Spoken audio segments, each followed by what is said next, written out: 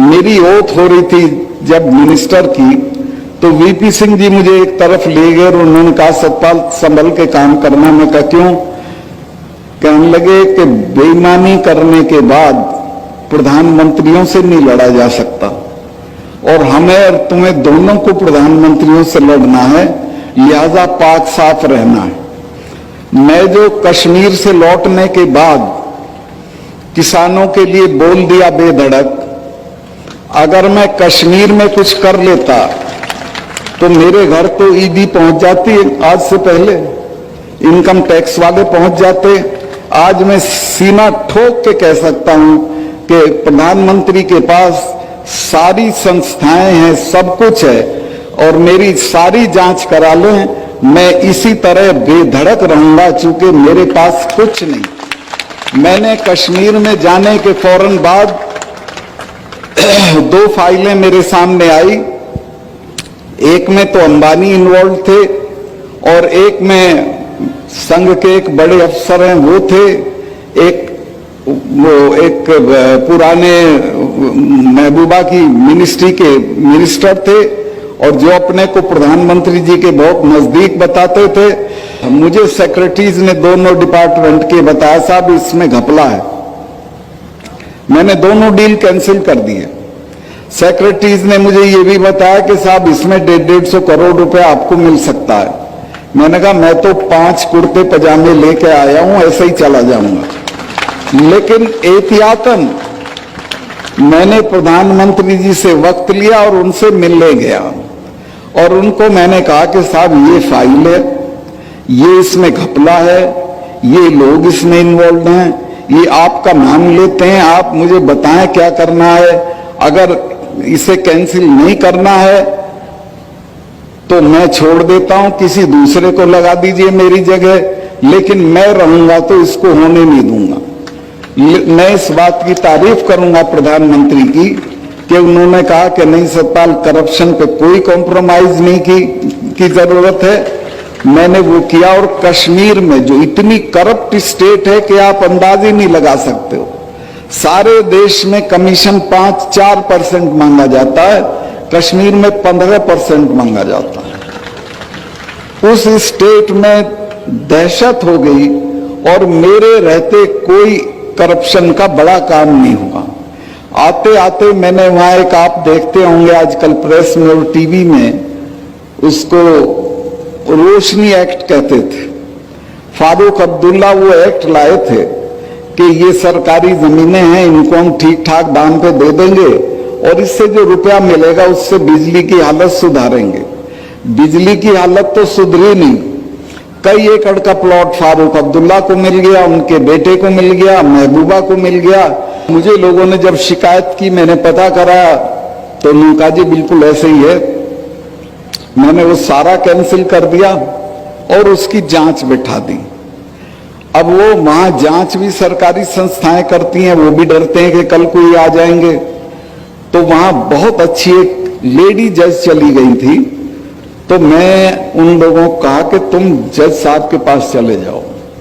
तो वो high court में चले गए और मिसेज मित्तल करके, मिसेज उनकी शादी नहीं हुई थी, उनकी मित्तल थी, उन्होंने ये पूरा मामला सीबीआई को पकड़ा दिया। अब सब नेताओं के बंगले कैंसिल हो गए, सबकी जमीनें कैंसिल हो गई हैं और मैंने चीफ उसको अपने कमिश्नर को कहा जम्मू के कि जम्मू के आसपास जितनी सरकारी जमीनें हैं उसका सर्वे करो।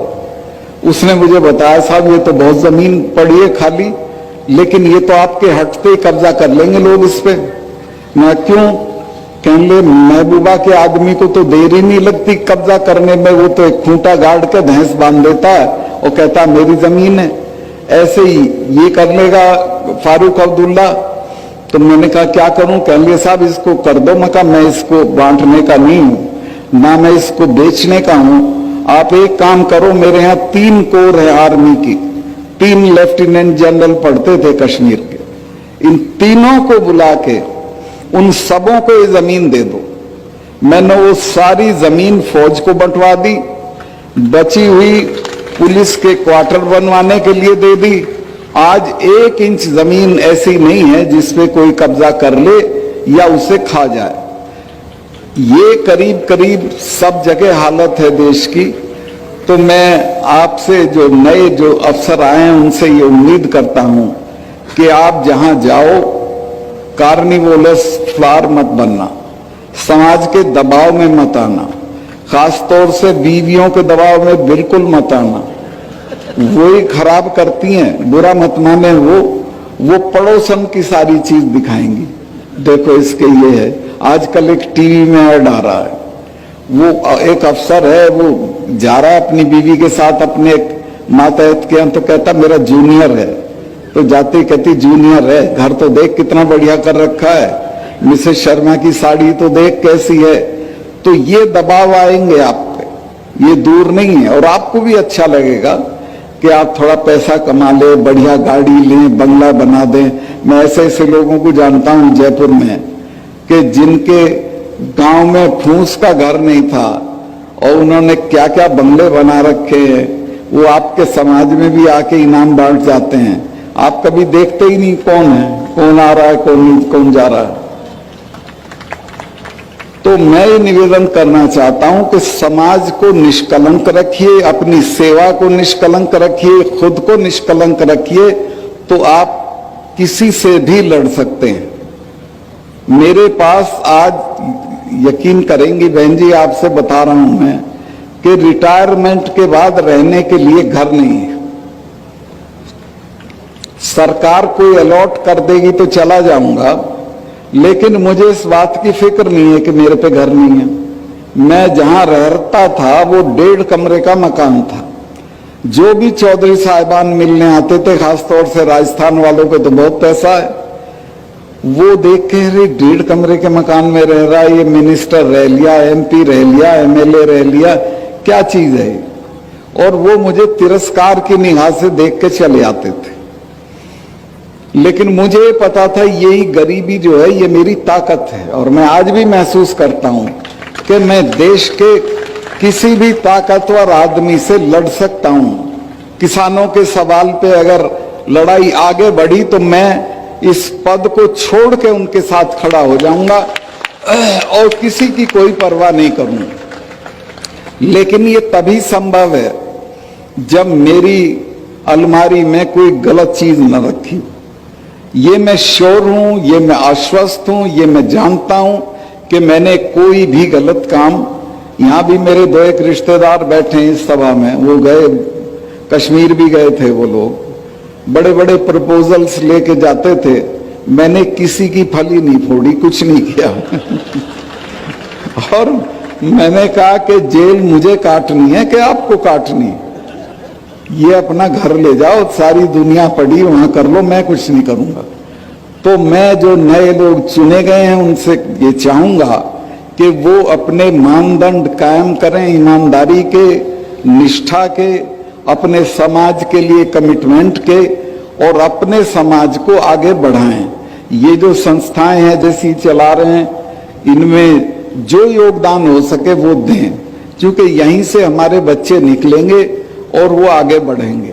कि जो यहाँ ये जाट गौरव संस्थान वाले काम कर रहे हैं, इसी तरह के कामों से समाज बढ़ेगा, इसी तरह के कामों से समाज की तरक्की होगी। समाज की तरक्की बुढ़े के मरने पे 40 गांव का खाना देने से बुढ़ा सूरजमल नहीं हो जाएगा। बुढ़ा तो वही रहेगा जो मरा है। आप दहेज बंद करिए, बच्चियों की पढ़ाई पे रुपया लगाइए, बैठक बड़ी भवन, 4 आदमी नहीं घर में 20 कमरे की कोठी ठोकते हो, काहे के लिए भाई? बच्चे को पढ़ाओ, लंदन भेजो, अमेरिका भेजो, यहाँ के बढ़िया से बढ़िया संस्थान में भेजो। उस तरफ तवज्जो नहीं है। एक बहन जी हमारी मदद कर सकती हैं, सुमित्रा जी। यहाँ की औरतों में सोने का बहुत शौक है, सोना पहनने का इतना चलन है कि यहां से यहां तक सोने में भरी रहती है। मैंने इसकी तस्दीक करी है कि सोने का इतना क्रेज और शौक है कि चाहे घर बिक जाए सोना होना चाहिए। इन सब चीजों को छोड़ें, ये अवगुण हैं, इनसे बचें और अपने बच्चों को बढ़िया से बढ़िया तालीम दें। उसको वैल्यू सिस्टम दें, उसको ईमानदार और निडर होना सिखाएं, तो मैं समझूंगा कि आप अपने समाज के लिए, अपने बच्चों के लिए काम कर